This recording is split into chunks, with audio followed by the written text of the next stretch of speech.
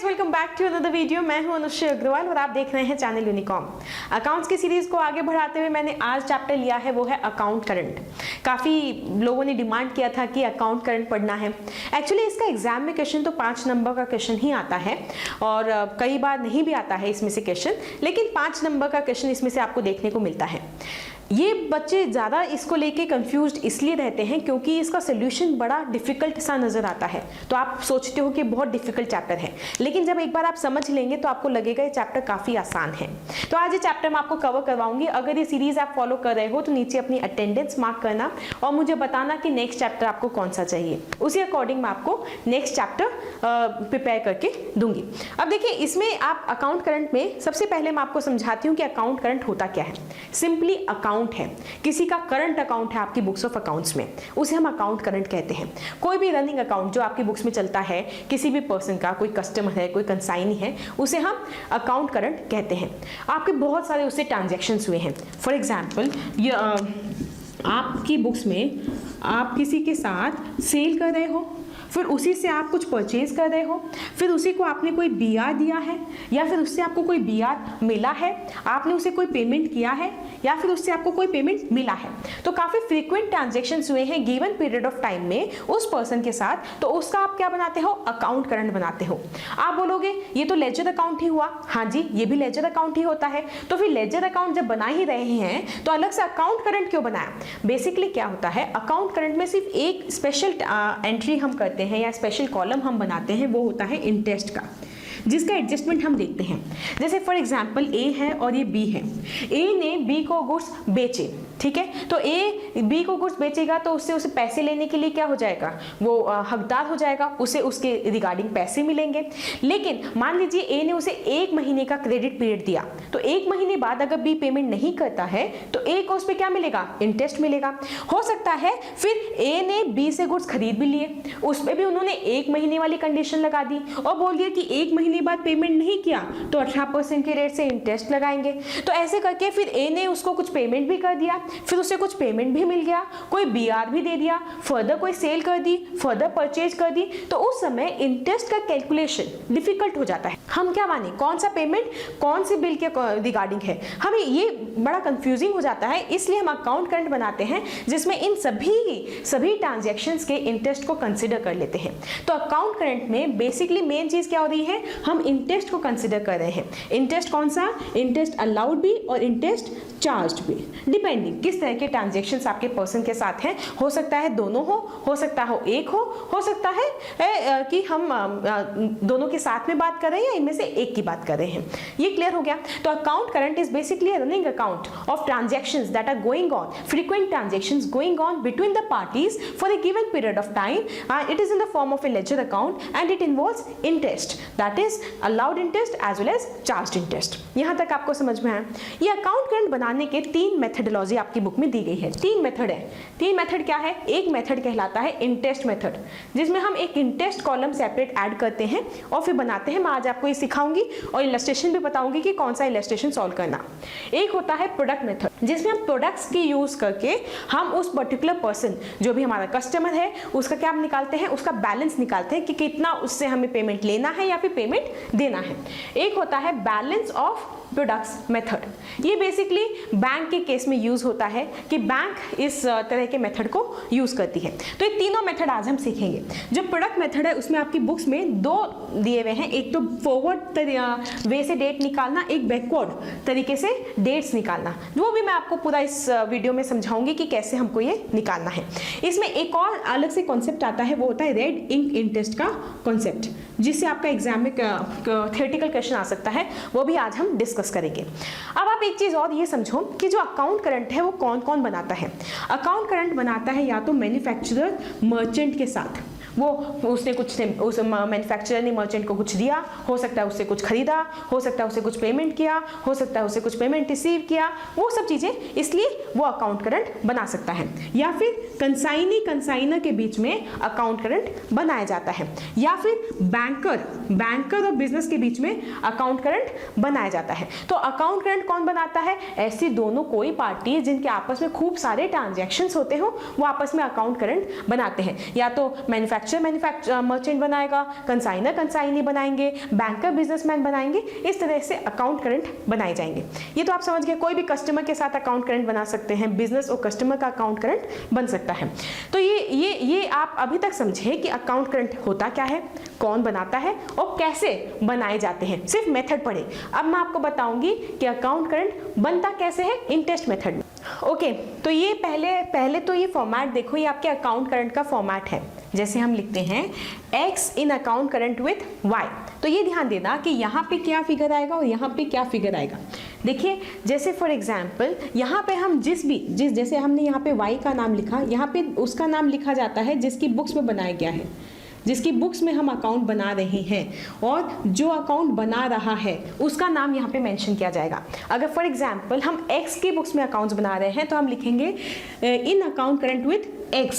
अगर बोला गया है अकाउंट करंट x ने रेंडर किया है, it is rendered by x, तो यहाँ पे विथ x यहाँ पे लिखा जाएगा। इसका सिंपली मतलब है कि y का अकाउंट x की बुक्स में बन रहा है, तो यहाँ पे क्या आ जाएगा, आपके y आ जाएगा कि किसका अकाउंट है, हुज अकाउंट करंट बना है, टू किसको रेंडर किया गया है, या तो वर्ड यूज होगा टू या वर्ड यूज होगा हुज। क्योंकि बहुत बार आप लोग स्टूडेंट्स ये गलती कर देते हो कि अकाउंट करंट रिवर्स बना देते हो। पूछा गया है बुक में x in account current with y और आपने बना दिया y in account current with x, तो उससे पूरा का पूरा आंसर आपका गलत हो जाएगा। तो ये आइडेंटिफाई करना सीखना। या तो क्वेश्चन में दिया होगा it is rendered by x, तो in the books of x हो गया, विथ x हो जाएगा, या फिर बोला गया होगा it is rendered to y या it is the account current of y, उस केस में y यहाँ पे आ जाएगा। तो बेसिकली ये जो भी अकाउंट करंट बना है ये x की बुक्स में y का अकाउंट बना है। जैसे हम y के अकाउंट में पोस्टिंग करते हैं x की बुक्स में, वैसे ही पोस्टिंग यहाँ करेंगे, आसान है। फिर इंटरेस्ट टिल जो भी डेट दी गई है, 31 दिसंबर, 1 फरवरी, 31 मार्च, जो भी डेट दी गई है, जिस डेट तक का आपको अकाउंट करंट बनाना है। ज़रूरी नहीं है हमेशा ईयर एंड लोगे कि 31 मार्च ही लेना है, नहीं, क्वेश्चन में मेंशन किया होगा कि कब किस टाइम तक आपको अकाउंट करंट को क्लोज करना है, तो वो टाइम यहाँ मेंशन किया जाएगा। जिस रेट पे इंटरेस्ट दिया गया है वो यहाँ मेंशन किया जाएगा। यहाँ तक तो क्लियर हो गया। सबसे पहले अकाउंट करंट का क्वेश्चन आते ही आप लोग नॉर्मल पोस्टिंग करोगे, जैसे बुक्स ऑफ अकाउंट्स में हम नॉर्मल पोस्टिंग करते हैं वैसे। जैसे फॉर एग्जांपल एंट्री हुई गुड्स सोल्ड टू y को गुड्स बेचे, तो एंट्री क्या होती है, y टू सेल्स। तो y के अकाउंट में क्या एंट्री करते हो, डेबिट साइड में टू सेल्स।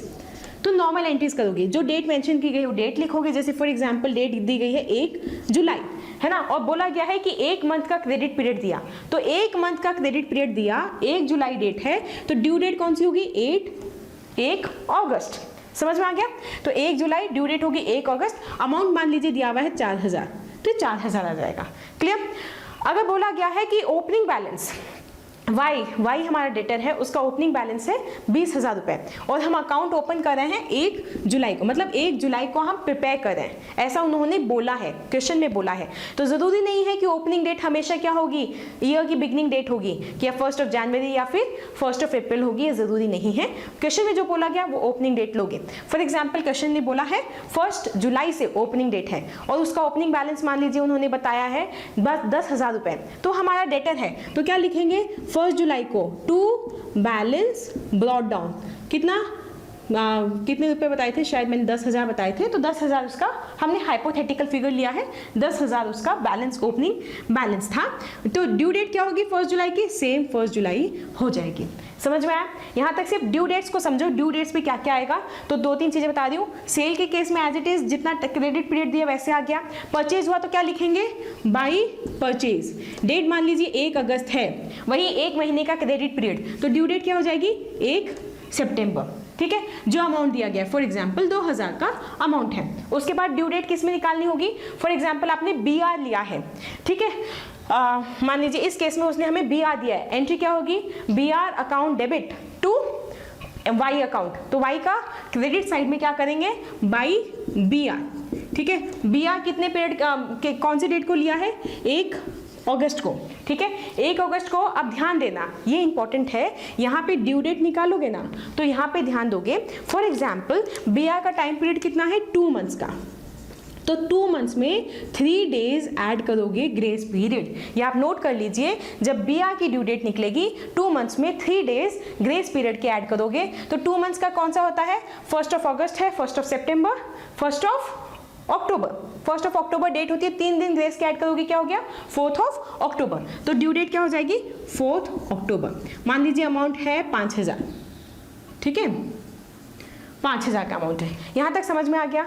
तो आपने ये है ना सेल के केस में समझ लिया, परचेज समझ लिया, बीआर समझ लिया। अब एक और समझ लो, क्या समझना है? एंट्री फॉर एग्जांपल आपकी है कैश पेड, ठीक है, तो कैश पेड और कैश रिसीट। फॉर एग्जांपल मैं मान रही हूँ आपने उसको कुछ कैश पे किया, ऑल्दो आपका बैलेंस बचता नहीं है तो आप कैश पे करोगे नहीं, उसे कैश रिसीव हुआ आपको, है ना, कैश रिसीव हुआ तो cash account debit to Y, तो क्रेडिट साइड में क्या लिखोगे? By cash.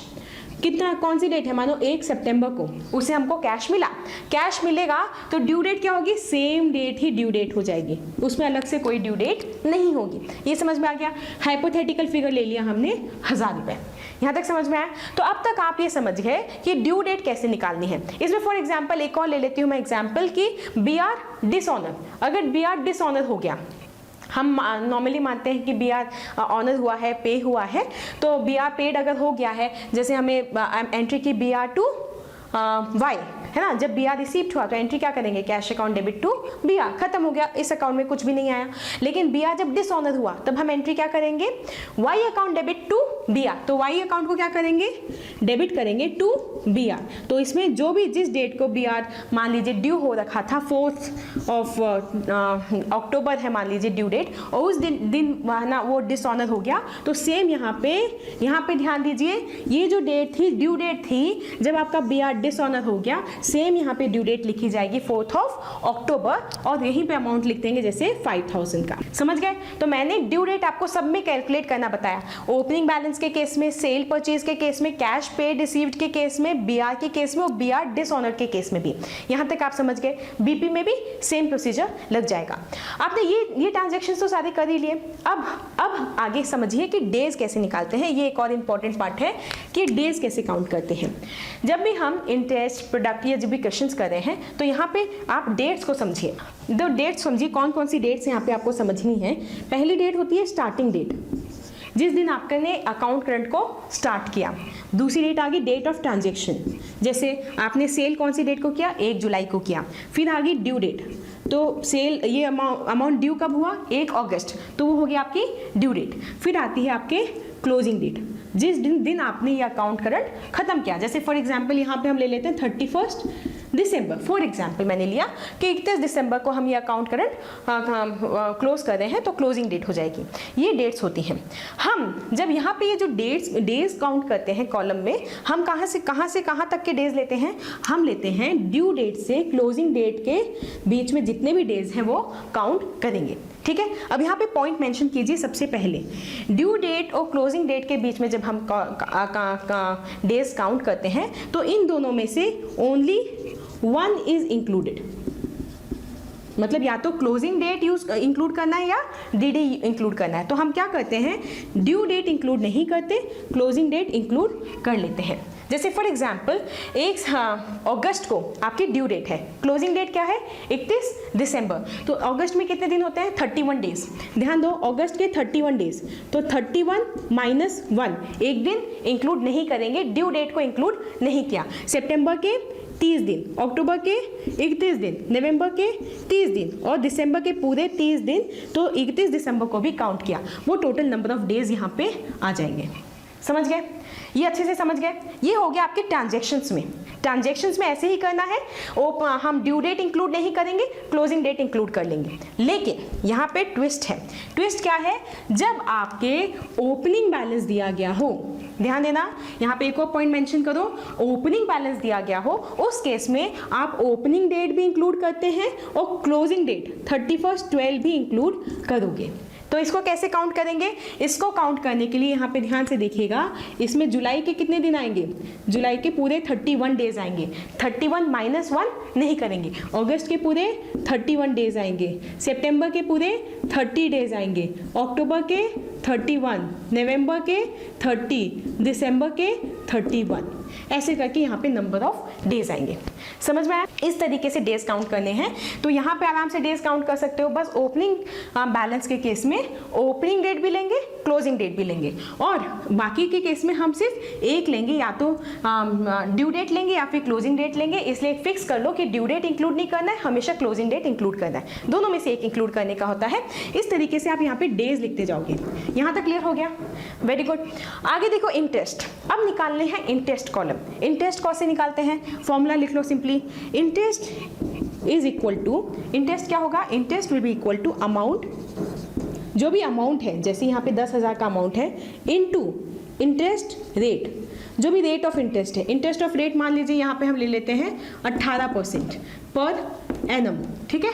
18% की रेट है, divided by 100 into number of days. Days number of यहाँ पे क्या है? यहाँ पे number of days, for example जो भी नंबर ऑफ डेज यहाँ पे होंगे वो यहाँ लिखेंगे, डिवाइडेड बाई 365। देख लीजिए अच्छे से, इसमें क्या है? इंटरेस्ट इज इक्वल टू, इस इंटरेस्ट कॉलम का interest is equal to amount into interest rate divide by 100 into days, जो इस कॉलम में डेज आएंगे, डिवाइड बाई 365। ये हर एक का अलग अलग निकालेंगे। जैसे मैं यहाँ पे ले रही हूँ हाइपोथेटिकली, फॉर एग्जांपल यहाँ पे 60 डेज 90 डेज है, हाइपोथेटिकल लिया है, करेक्ट नहीं होगा, हाइपोथेटिकल लिया है। तो देख लीजिए यहाँ का इंटरेस्ट कैसे निकलेगा? 10,000 into 18 divided by 100 into 90 divided by 365, right? इसका कैसे निकालेंगे? 4,000 इंटू 18 डिवाइडेड बाई 100 इंटू जो नंबर ऑफ डेज है डिवाइडेड बाई 365। ऐसे करके यहाँ का इंटरेस्ट निकालो, यहाँ का निकालो, और इन सारे कॉलम्स का निकालो। समझ में आया? तो यहाँ तक आपको, यहाँ तक समझ में आ गया। अब क्या करना है? अब स्टेप बाय स्टेप चलो, तो ये चैप्टर काफ़ी आसान रहेगा। सबसे पहले क्या करेंगे? जो जिस तरीके से लेजर को हम बैलेंस करते हैं, ठीक है, बैलेंसिंग फिगर निकालते हैं, बैलेंस सीडी निकालते हैं, उसी तरीके से इसको भी बैलेंस करेंगे। सबसे पहले इंटरेस्ट कॉलम को बैलेंस करना है। पहले अमाउंट कॉलम पे मत जाना, पहले इंटरेस्ट कॉलम को बैलेंस करेंगे। इंटरेस्ट कॉलम को बैलेंस करने के लिए देखो, पहले आपको देखना है कि कौन सा कॉलम ज़्यादा है, डेबिट ज़्यादा है या फिर क्रेडिट ज़्यादा है। फॉर एग्जाम्पल यहाँ पे शायद डेबिट ही ज़्यादा होगा, क्योंकि डेबिट के बैलेंसेस ज़्यादा है। तो डेबिट कॉलम ज़्यादा हुआ तो डेबिट का बैलेंस यहाँ लिखो टोटल, और जो कितने से ज़्यादा है वो यहाँ मेंशन करोगे by balance of interest 31/12। Closing date की डे की डेट लिखोगे, बैलेंस ऑफ इंटरेस्ट, और वो जो बैलेंसिंग फिगर है वो यहाँ पे आ जाएगा, और ये आपका इंटरेस्ट कॉलम मैच हो गया। ठीक है, लेकिन इंटरेस्ट की कहानी यहाँ खत्म नहीं होती। जो इंटरेस्ट है, जो भी इसका निकला, मतलब डेबिट ज़्यादा था, मतलब इंटरेस्ट इसको पे करने का है, ठीक है। तो ये इंटरेस्ट जो इसका निकला, जो हमारा डेटर है वाई, जो ये पे करने वाला है, क्या करोगे? इसकी एंट्री कर दो यहाँ पे 31/12 को टू इंटरेस्ट, यही तो पे करेगा, तो इसको डालो Y account debit to interest. कितना अमाउंट पे करेगा? ये जो अमाउंट यहाँ का जो बैलेंसिंग फिगर निकला था, वो बैलेंसिंग फिगर हम अमाउंट कॉलम में, ध्यान देना कौन से कॉलम में लिखा है, अमाउंट कॉलम में वो इंटरेस्ट अमाउंट लिख देंगे। फिर बस टोटल कर दो। ये डेबिट साइड ज़्यादा होगी तो ये डेबिट कॉलम आ गया, और यहाँ पे क्या करोगे? 31/12 बाय बैलेंस कैरिड डाउन, और ये अमाउंट का यहाँ पे जो बैलेंस बचेगा वो आ जाएगा, और अमाउंट कॉलम भी आपका बैलेंस हो जाएगा, टैली हो जाएगा। समझ गए? तो बहुत आसान है, ध्यान से देखो, अच्छे से इस क्वेश्चन को देखो, पूरे फॉर्मेट को अगर आपने समझा है तो क्वेश्चन हो जाएगा। सबसे पहले हेडिंग दोगे y in account current with x, पता होना चाहिए y कहाँ आएगा, x कहाँ आएगा और क्यों आएगा। Interest till which date, last date पता होनी चाहिए, at the rate of interest rate पता होनी चाहिए। फिर इस तरीके से हम अकाउंट करंट बनाएंगे, डेबिट साइड होगा, क्रेडिट साइड होगा, नॉर्मल लेजर में जैसे पोस्टिंग करते हैं सबसे पहले वैसे पोस्टिंग करेंगे, ड्यू डेट्स निकालना आना चाहिए हमको, फिर उसके बाद नंबर ऑफ डेज काउंट करना आना चाहिए, फिर हर इंडिविजुअल ट्रांजैक्शन का इंटरेस्ट निकालेंगे। फिर याद रखना दो स्पेशल एंट्री करनी है, एक तो हमें जितना भी इंटरेस्ट का बैलेंस बचेगा वो इंटरेस्ट की एंट्री करेंगे, Y account debit to interest, अगर हमको इंटरेस्ट मिलने वाला है, अगर हमें पे करना पड़ेगा तो interest account debit to Y. इस तरीके से जो भी इंटरेस्ट का बैलेंस रहेगा, जो ये हमारा डेबिटर निकलता है या क्रेडिटर निकलता है, उस बेसिस पे हम कर देंगे, और उसके बाद ये जाने के बाद फाइनली उसका बैलेंस कैरी डाउन हम निकाल लेंगे। निकालेंगे कि कितना बैलेंस उसका कैरी डाउन हुआ है, जो नेक्स्ट ईयर में ओपन अप किया जाएगा तो ब्रॉट डाउन हो जाएगा। समझ गए? ये था आपका अकाउंट करंट, आप इंटरेस्ट मेथड से निकालते हो। तो अब मैं जल्दी से आपको बताती हूँ कि प्रोडक्ट मेथड से किस तरीके से ये क्वेश्चन के लिए आप लोग आपका इलस्ट्रेशन 1 प्रैक्टिस करोगे। एग्जाम्पल जो दिया गया है उसे इस क्वेश्चन इस मेथड से सॉल्व करने की कोशिश करना, सेम आंसर आएंगे। और मैं जल्दी से आपको प्रोडक्ट मेथड समझाती हूँ फॉरवर्ड डेट के हिसाब से। देखिए जब प्रोडक्ट मेथड में कुछ भी नहीं है, सिंपली हम क्या करते हैं, इंटरेस्ट कॉलम को रिप्लेस करके उसकी जगह लिख देते हैं प्रोडक्ट कॉलम। तो इंटरेस्ट कॉलम जहाँ जहाँ इंटरेस्ट है ना वो सारा मैंने रब कर दिया, यहाँ से भी इंटरेस्ट कॉलम को मैंने रब कर दिया और इधर की जगह मैं क्या लिख दूंगी, प्रोडक्ट कॉलम। ध्यान से देखिएगा क्या लिखा है मैंने, प्रोडक्ट कॉलम लिखा है, एक अलग से कॉलम बनाया है प्रोडक्ट, और यहाँ पे भी लिख दूंगी प्रोडक्ट, क्योंकि इस मेथड का नाम ही क्या है, प्रोडक्ट मेथड। तो इसमें किस किस का प्रोडक्ट लेते हैं, ध्यान दीजिए, days into amount, that's it, खत्म। डेज इनटू अमाउंट क्या करना है, यहाँ पे जैसे जितने भी मान लीजिए यहाँ पे 90 डेज है, 10,000 का अमाउंट है, तो ये कितना आ जाएगा यहाँ पे 9 लाख रुपीज़, ठीक है। और यहाँ पे 4,000 अमाउंट है, डेज मान लीजिए 60 है, तो आ जाएगा 2,40,000, ठीक है। और वैसे ही 5,000 है, 10 मान लीजिए डेज हैं, तो कितना आ जाएगा 50,000। तो इसी तरीके से यहाँ पे भी सेम करेंगे, अमाउंट कॉलम और डेज कॉलम को इंडिविजुअल ट्रांजेक्शन का प्रोडक्ट लिखते जाएंगे। समझ गए? अब बोलो, यहाँ पे लिखे थे बाय बैलेंस ऑफ इंटरेस्ट। जब प्रोडक्ट्स कॉलम को दोनों को बैलेंस करेंगे, टैली करेंगे डेबिट और क्रेडिट को, उस समय यहाँ पे बैलेंस ऑफ इंटरेस्ट की जगह क्या लिख देंगे, बैलेंस ऑफ प्रोडक्ट, बस और कुछ नहीं करना है, सिर्फ बैलेंस ऑफ इंटरेस्ट की जगह बैलेंस ऑफ प्रोडक्ट लिखना है और एज इट इज इस टोटल डेबिट साइड और क्रेडिट साइड के प्रोडक्ट्स कॉलम को बैलेंस कर देना। फिर मैम ये तो हो जाएगा, आसान है, लेकिन अब इंटरेस्ट कितना अमाउंट करें, ये इंटरेस्ट कैसे निकालेंगे, उस समय तो वो इंटरेस्ट का ही अमाउंट था, तो एज इट इज़ यहाँ का जो बैलेंस था वो यहाँ लिख दिया, तो क्या वापस से यहाँ पे वो लिख देंगे, नहीं, वो नहीं लिखना, यहाँ पे बस समझना है। यहाँ पे ध्यान से लिख लीजिए, अंडरलाइन कर लीजिए या फिर लिख लीजिए अपनी कॉपी में, बैलेंस ऑफ प्रोडक्ट जो आएगा, जो प्रोडक्ट्स का बैलेंसिंग फिगर आएगा, जो बैलेंस ऑफ प्रोडक्ट आएगा, जो भी बैलेंसिंग फिगर आएगा उसको मल्टीप्लाई करेंगे इंटरेस्ट रेट, डिवाइड करेंगे 100 से, इंटू 1/365, एक दिन का इंटरेस्ट निकालेंगे और वही आपका यहाँ पे लिखा जाएगा। क्यों एक दिन का निकाला, क्योंकि सारे डेज को तो हमने प्रोडक्ट्स में कंसिडर कर ही लिया है, इसलिए हम सिर्फ सिंगल डे का इंटरेस्ट निकालेंगे। जो भी बैलेंसिंग फिगर आया प्रोडक्ट्स कॉलम का, उसको इंटरेस्ट से मल्टीप्लाई करके 1 डे का इंटरेस्ट निकालेंगे और इस तरीके से इसको करेंगे, बाकी सब कुछ सिमिलर तरीके से यहाँ पे चलेगा। समझ गए? तो मैंने आज आपको बताया इंटरेस्ट मेथड से कैसे अकाउंट करंट करना है और प्रोडक्ट्स मेथड से कैसे अकाउंट करंट करना है। अब आप सारे क्वेश्चंस मॉड्यूल के कौन कौन से क्वेश्चंस कर सकते हो, मॉड्यूल का इलस्ट्रेशन 1 कर सकते हो, एग्जाम्पल कर सकते हो, इलस्ट्रेशन 2, 3, 4 आप आसानी से कर सकते हो।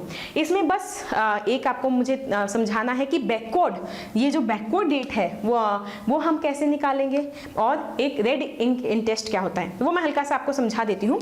देखिए बैकवर्ड डेट का मतलब क्या हुआ, बैकवर्ड डेट मतलब क्या हुआ, अभी हम फॉरवर्ड मेथड से जा रहे थे, मतलब हम ड्यू डेट से क्लोजिंग डेट की तरफ जा रहे थे। तो ड्यू डेट पहले आई थी, क्लोजिंग डेट बाद में थी, तो हमने इस तरीके से डेज काउंट किए थे। बैकवर्ड मेथड में हम क्या करते हैं, पीछे की साइड जाते हैं, ड्यू डेट से स्टार्टिंग डेट या फिर ओपनिंग डेट के हम डेज काउंट करते हैं। इस तरीके से बैकवर्ड वाला थोड़ा सा डिफरेंट मेथड यहाँ पे कॉन्सेप्ट बनता है। तो ये अगर आप चाहते हो कि नेक्स्ट वीडियो में आपका ये जो ओपनिंग डेट का कॉन्सेप्ट है, बैकवर्ड डेट्स वाला कॉन्सेप्ट है और रेड इंक इंटरेस्ट वाला कॉन्सेप्ट है और उसके साथ में आपका प्रोडक्ट ऑफ बैलेंसेस मेथड में आपको सिखाऊं, तो आप जरूर नीचे कमेंट सेक्शन में मेंशन करना, क्योंकि आपके कमेंट से ही मुझे पता चलता है कि आप लोग कितने लोग वीडियोस देख रहे हैं और ये आपको कितनी हेल्प कर रहा है। तो अभी तो आप ये जरूर इसके इलस्ट्रेशन सॉल्व करेंगे, इलस्ट्रेशन सॉल्व करके टास्क डन नीचे आप लिखोगे, तभी मैं नेक्स्ट वीडियो आपको दे पाऊंगी।